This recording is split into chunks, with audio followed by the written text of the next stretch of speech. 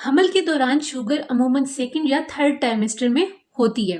अगर आपको हमल के सेकंड या थर्ड ट्राइमेस्टर में शुगर हो गई है तो उसे हम जीडीएम कहते हैं, हमल की वजह से होने वाली शुगर कहते हैं। मतलब अगर वो आपको प्रेगनेंसी से पहले नहीं थी या प्रेगनेंसी के पहले 3 महीनों में फर्स्ट ट्राइमेस्टर में भी नहीं थी और आपको 3 महीनों के बाद हुई है तो इसका मतलब है ये हमल की वजह से होने वाली शुगर यानी कि जीडीएम है। अब इसके लिए आपने क्या करना होता है, इसकी तशखीस कैसे करनी होती है? इसके लिए ये है कि आपने निहार मुंह अपनी शुगर चेक करनी है, खाली पेट शुगर चेक करनी है सुबह के टाइम। अगर आपकी फास्टिंग शुगर लेवल्स अगर आपके ज़्यादा आ रही हैं, जो कि नॉर्मल 95 तक होती हैं, लेकिन अगर आपके बहुत ज़्यादा आ रही हैं और रिकरेंट आ रही हैं, रोज़ाना आपके लेवल्स जो हैं वो डिरेंज आ रही हैं, इसका मतलब है कि आपको हमल की वजह से होने वाली शुगर है। तो आपने 24 से 28 वीक्स के दरमियान में एक टेस्ट करवाना होता है जिसको हम OGTT कहते हैं, ओरल ग्लूकोज टॉलरेंस टेस्ट। इस टेस्ट के जरिए हमें पता चल जाता है कि आपको जीडीएम है या फिर नहीं है।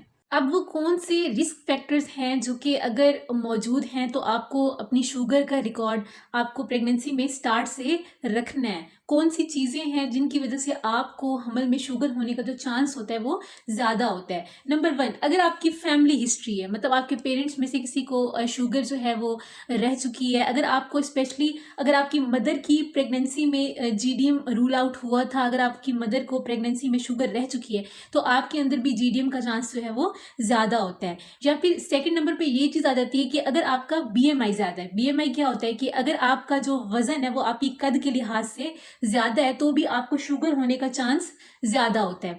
अगर आपकी एज 35 से ऊपर है तो भी आपके अंदर जीडीएम के चांसेस जो हैं वो ज़्यादा होती हैं।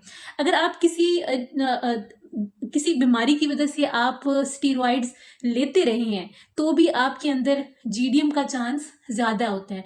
अगर आपकी पिछली प्रेगनेंसी में जीडीएम रूल आउट हुई थी, आपको शुगर रह चुकी है तो भी आपके अंदर चांस ज़्यादा है। या फिर आपकी अगर पिछली प्रेगनेंसी में आपके बच्चे का वज़न ज़्यादा था या उसके गिर्द पानी की मिकदार ज़्यादा थी तो भी आपको शुगर होने का चांस प्रेगनेंसी में ज़्यादा होता है। अब कौन सी कॉम्प्लिकेशंस हो सकती हैं अगर आपको हमल की वजह से शुगर हुई है या हमल से आपको पहले ही शुगर थी, तो कौन सी कॉम्प्लिकेशंस हो सकती हैं?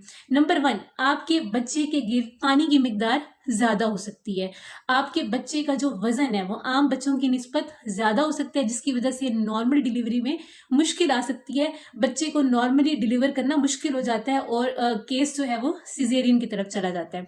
अगर आपको हमल से पहले शुगर थी तो भी आपकी प्रेगनेंसी में स्ट्रक्चरल डिफेक्ट्स आने के चांसेस हैं, यानी कि बनावटी नुक्स आने के चांसेस ज़्यादा होते हैं, या डिलीवरी के दौरान जब बाद में जो है वो इन्फेक्शन का रिस्क बढ़ जाता है। अब इसका ट्रीटमेंट क्या है? अगर हमल के दौरान शुगर हो गई है तो इसका क्या ट्रीटमेंट है? सबसे पहली बात तो अगर आपकी जीडीएम रूल आउट हो गई है तो ये मैक्सिमम डाइट के ज़रिए कंट्रोल की जा सकती है। आपने डाइट के ज़रिए कैसे कंट्रोल करना है कि आपने मीठा बिल्कुल कट ऑफ कर देना है, आपने मीठा आपने नहीं लेना प्रेगनेंसी में।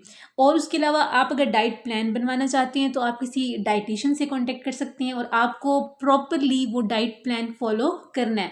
बहुत सारे फ्रूट्स हैं जो कि आप मुनासिब मिकदार में प्रेगनेंसी में ले सकते हैं। उनके अंदर शुगर लेवल कम होता है, उनका जो ग्लाइसीमिक कंट्रोल होता है वो अच्छा होता है, तो आप वो फ्रूट्स वगैरह ले सकते हैं। लेकिन आपने प्रॉपरली जो है वो किसी डाइटिशियन से डाइट प्लान बनवाना है, उसको फॉलो करना है।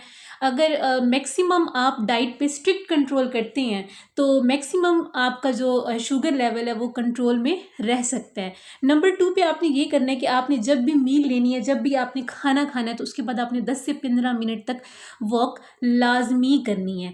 अब जिन पेशेंट्स का डाइट से भी कंट्रोल नहीं हो रहा, वॉक भी कर रहे हैं हर मील के बाद लेकिन फिर भी कंट्रोल नहीं हो रहा, तो उन पेशेंट्स को हम मेडिसिन देते हैं। अब सबसे जो सेफ मेडिसिन है जो कि प्रेगनेंसी में इंडिकेटेड है, अगर प्रेगनेंसी में शुगर हुई है तो वो है मेटफॉर्मिन। मेटफॉर्मिन जो है वो बच्चे के लिए भी सेफ़ है, माँ के लिए भी सेफ़ है। तो मेटफॉर्मिन जो है वो फर्स्ट लाइन ड्रग है जो कि हम पेशेंट्स को एडवाइस करते हैं। अब अगर पेशेंट जो है वो मेडिकेशन से भी ठीक नहीं हो रहे, उनकी जो शुगर है वो फिर भी डीरेंज ही आ रही है, तो वो पेशेंट्स जो हैं वो इंसुलिन की तरफ आती हैं और उनके जो डॉक्टर होते हैं वो उनको इंसुलिन की तरफ शिफ्ट करते हैं, उनकी डोज वगैरह एडजस्ट करते हैं। तो लेकिन अगर आप मैक्सिमम डाइट से कंट्रोल कर सकते हैं, अगर आप वर्क प्रॉपरली करते हैं तो आपकी शुगर लेवल्स जो हैं वो ठीक रह सकते हैं। तो अगर आपको ये वीडियो पसंद आए तो आपने लाइक करना है, कमेंट करना है, शेयर करना है और मेरे यूट्यूब चैनल को लाजमी फॉलो करना है। Thank you. अल्लाह हाफिज़।